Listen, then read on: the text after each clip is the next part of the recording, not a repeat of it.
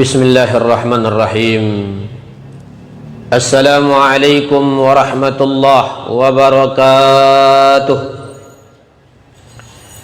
Alhamdulillahil bayan, wassalatu wassalamu ala sayyidina waladi adnan wa ala alihi wa ashabihi wa man tabi'ahum bi ihsan hatta ila daril aman, amma ba'd.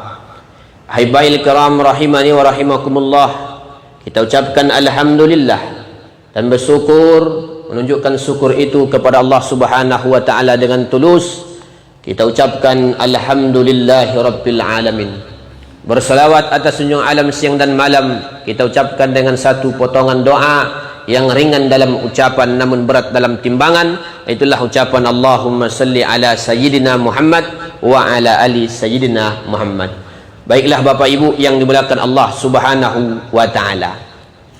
Ada disebutkan oleh Syekh Muhammad An-Nawawi Al-Bantani dalam karyanya kitab beliau Nasaihul Ibad di halaman 36 menukil perkataan ulama besar yang bernama Al-Imam Abu Thayyib, atau istilahnya waqala al-hukama, berkata ahli hikmah.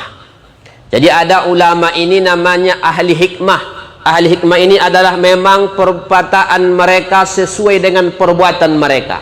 Ahli hikmah ini adalah kata-kata mereka ini sebagai nasihat, ibaratnya penyuluh umat ketika dalam hal gelap. Ahli hikmah ini adalah seorang penasihat, kata-katanya ini adalah indah, yasukul qulub, menembus kita punya hati. Dengan kata-katanya bahkan wayanzur, melihat mereka, wayanzuru ilaihim, melihat mereka saja kita langsung mengingat Allah Subhanahu wa taala. Jadi dinukil oleh Syekh Nawawi, yaitu ahlul hikmah, perkataan ahli hikmah. Ini juga disebutkan dalam kitab Tanbihul Ghafilin. Jadi kata beliau, ada 8 hal yang mempengaruhi kehidupan kita Bapak Ibu. Jadi 8 hal kalau kita bergaul, kita jadikan di antara 8 kelompok ini sebagai teman dekat, atau setiap hari hanya bergabung kepada salah satu yang 8, maka bertambah juga Allah tambahkan 8 hal pada diri kita. Nah ini kata beliau. Makanya di sini sebutkan oleh beliau waqala Abu Thayyib, wa man jalasa ma'a samaniyati asnaf, siapa yang bergaul sering berduduk bersama dengan 8 kelompok, zadallahu samaniyata asya'a, 8 pula Allah tambah padanya. Nah ini Pak. Pertama, wa man jalasa ma'al agniya, siapa yang menjadikan teman, ya, menjadikan sahabat, menjadikan majelisnya hanya al-agniya, hanya orang kaya saja Bapak Ibu. Jadi ibaratnya setiap hari cuma orang kaya dipilihnya memang Pak. Ya, dia hanya mau gabung di komunitas-komunitas orang kaya. Nah, jadi enggak pilih-pilih dia tidak mau. Nah, ini memang disengajanya Pak. Jadi dia pilih-pilih kawan. Kalau berduit, tebal dompetnya. Nah ini. Jadi kalau dia cuma teman pergaulannya setiap hari hanya fokus kepada al-agniya, orang kaya, apa kata beliau? Zadallahu, akan Allah tambah pada diri ini orang dengan apa? Hubbad dunya wa rukbata fiha. Yang Allah tambahkan pada dirinya hanya cinta terhadap dunia sehingga rakus terhadap dunia. Itu bisa dipastikan Bapak Ibu. Kalau hanya teman kita, teman akrab kita, ya, pergaulan kita hanya komunitas-komunitas orang kaya, pastilah di situ mereka akan bicara bisnis ini, bisnis ini, bisnis ini, bisnis ini. Sehingga menanamkan pada diri kita terlalu cinta terhadap dunia sehingga kita rakus. Sementara ilmu kita tidak ada, ya, kita nggak bisa meletakkan dunia di dalam, ya, tangan kita. Sementara kita masih lemah, maka ini hindari yang hanya menjadikan orang kaya sebagai teman bergaul akrab setiap hari. Bukan berarti kita ini dilarang bergaul bersahabat dengan orang kaya, bukan. Karena ya, orang kaya ini kiwamud dunia, tonggak. Ulama, orang kaya, miskin, itu Bapak Ibu tonggaknya satu kampung, satu negeri. Ini pembangunan kalau nggak ada orang kaya yang dermawan, nggak bisa juga Bapak Ibu. Ya, nggak ada doanya orang miskin, nggak bisa juga. Nggak ada ulama, ya nggak bisa juga. Tapi maksudnya ini hanya memilih-milih orang kaya saja Pak. Makanya dalam hadis Al-Baihaqi, ada orang ini dia bersifat rendah hati kepada orang kaya karena kayanya. Apa kata Nabi? Wa man tawadhu'a, siapa yang rendah diri, rendah hati, tawadhu, ligoniin kepada orang kaya, tapi alasannya ligina, karena kayanya, zahaba sulusa dini, hilanglah sepertiga agamanya. Jadi kenapa Ustaz ditengok di sarah hadis itu? Karena memang manusia kita ini Bapak Ibu, wa karramna bani Adam, kita lebih mulia daripada harta. Ini alasan pertama ulama. Yang kedua, karena harta ini hanya titipan. Yang ketiga, kekayaan dalam hadis Sahih Bukhari kata Nabi, laisal gina bi kasratil arad. Kekayaan yang sesungguhnya bukan kita kaya harta, memiliki semua. Walakinnal gina, tapi kekayaan itu gina nafs, kaya diri, berbuat baik kepada orang, suka memaafkan. Itulah orang kaya yang sesungguhnya menurut konsep baginda Nabi Sallallahu Alaihi Wasallam. Jadi kita mulai memilih-milih kawan bergaulan. Jangan hanya kita pilih-pilih. Tengok baginda Nabi. Makanya dalam kitab Sirah itu, kenapa Nabi dibenci oleh kafir-kafir Quraisy? Di antaranya alasan Nabi menghilangkan kasta-kasta. Karena orang jahiliyah itu paling terkenal. Ini darah biru, ini orang kaya, ini suku Quraisy. Dari sukunya saja itu nampak. Dibuat kasta-kastanya. Nah, Nabi sama ratakannya semuanya. Makanya ada Abdurrahman bin Auf orang kaya, ada juga sahabat-sahabat yang lain miskin berbaur dengan Nabi. Makanya alamatut tawadu, di antara tanda orang tawadu ketika orang kaya mau duduk bersama dengan orang fakir atau miskin. Nah, itu tanda orang itu tawadu. Ya, Abdurrahman kaya bergaul juga dengan sahabat Nabi yang miskin. Abdurrahman bin Auf itu berwasiat, dari hartanya diberikan kepada orang yang pernah ikut perang Badar sekitar 400 dinar. Bayangkan Bapak Ibu, 400 dinar. Sampai-sampai bahkan beliau pernah ketika membagikan 700 ekor onta kepada penduduk kota Madinah. Itu saking kaya tapi dermawan. Ya, maksudnya ini kalau kita bergaul dengan hanya orang kaya saja, apalagi nggak dermawan, ini hanya menambahkan cinta dunia. Saya tengoklah berkumpullah namanya PP, apa namanya?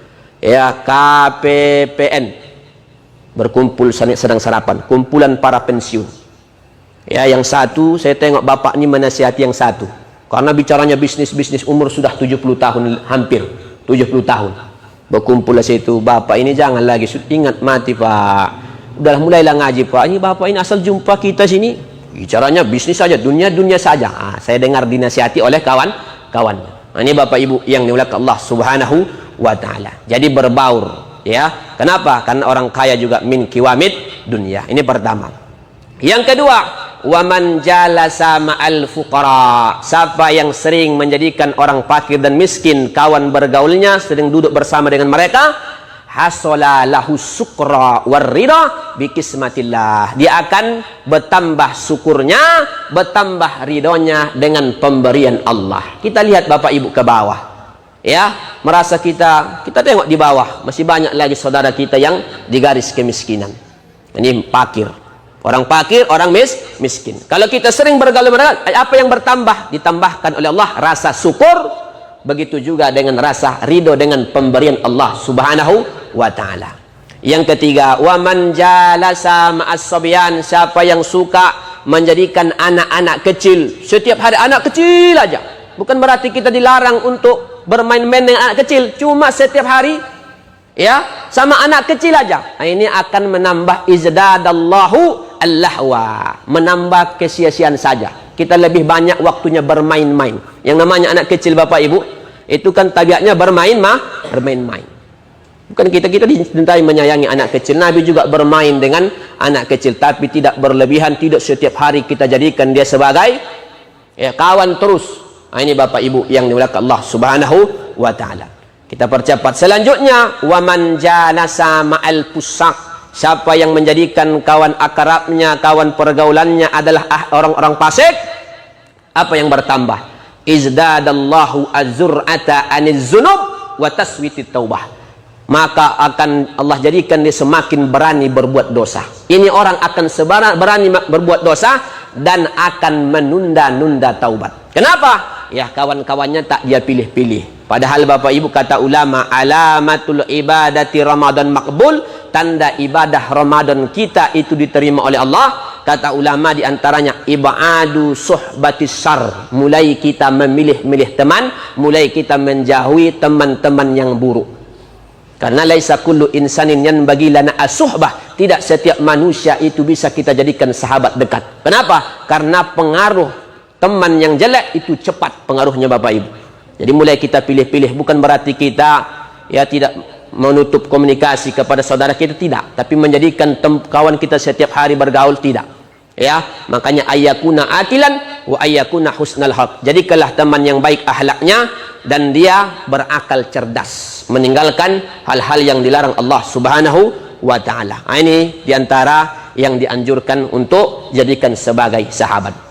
Kemudian selanjutnya, wa man jalasa ma'al ulama, siapa yang menjadikan para ulama, para tuan-tuan guru sebagai ya setiap hari sering berkumpul dengan mereka, apa yang bertambah? Izdada minal ilmi wal amal, otomatis Bapak Ibu akan bertambah amalnya, bertambah ilmunya. Berkumpul-kumpul dengan mereka, paling tidak ada ilmu yang keluar dari lidahnya dan lisannya. Bertambah ilmu kita, dan paling tidak di waktu-waktu itu kita ada kesempatan untuk bertanya. Bertambah ilmu kita sehingga bertambah amal ibadah kita. Bukan meremehkan mereka, bukan mengusir mereka. Manistahfa minal ulama, siapa yang merendahkan para ulama yang betul-betul ulama, fahuwa mal'un, inilah orang yang terkutuk. Ya, semegah apapun negaranya, sekaya apapun adem segala macam, maka negara yang terkutuk. Kalau dia ya merendahkan, manistahfa minal ulama, siapa yang meremehkan, merendah, apalagi mengusir, Pak. Ya, apalagi mengusir seorang ulama, na'udzubillah. Kata Imam Syafi'i, bahasa Imam Syafi'i sederhana, paling simpel, paling kecil, mati sul khotimah. Itu sindiran yang luar biasa itu, Pak. Paling minim sul khotimah. Bagi kita, bukan minim lagi tuh, sul khotimah, berat. Paling minim kalau nggak bertaubat, matinya su'ul. Kenapa? Bermain-main, merendahkan. Kenapa? Karena tingkatan Nabi tidak ada lagi. Maka para ulama, mereka lah sebagai para pewaris. Hati-hati. Maka jelas kata Imam Ibnu Asakir, anna luhumal ulama masmumah, dagingnya para ulama racun. Iza samma, kalau kita cium, marido, kita sakit. Wa iza akala, kalau kita makan, mata, maka akan mati. Ini bahasa majas.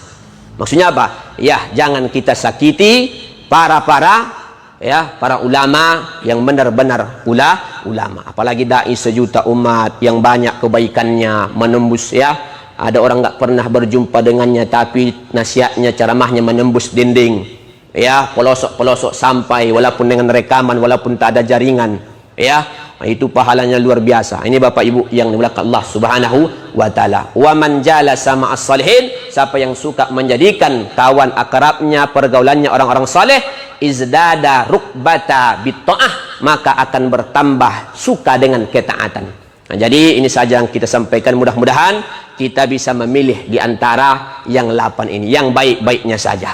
Nah, ini saja Bapak Ibu, mudah-mudahan ada manfaatnya. Akhir ini, assalamualaikum warahmatullahi wabarakatuh.